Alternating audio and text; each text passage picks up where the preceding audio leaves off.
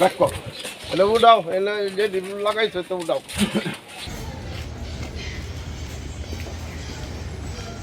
থানা আওয়ামী লীগের সহসভাপতি সে দীর্ঘ সময়ই অবৈধভাবে নদীর জায়গা দখল করে সে দোকানপাট করে চলতেছে।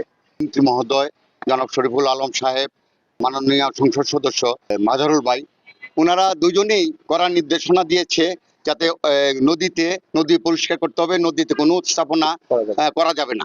কিন্তু এত কিছু বলার পরেও এই লেকপারে রাতের আধারে রাত্রে 2টার দিকে অবৈধ লোকজনকে নিয়ে রাত্রে 2টার সময় স্থাপনা করেছে এবং অনেকগুলি গাছ, সরকারি গাছ কেটে তারা দোকানপাট করেছে। আমরা চাই এটা এই লেকপার পরিষ্কার হোক এবং স্থাপনা উচ্ছেদ হোক। আমরা এই তাকে ধরে থানায় সুপন করেছি।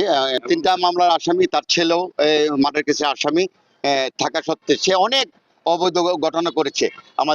আমাদেরকে সব সময় সে থানাতে যোগাযোগ করে আমাদের ধরাতে চেষ্টা করেছে। অনেক সময় অনেক লোককে সে অ্যারেস্ট করাইতে সক্ষম হয়েছে।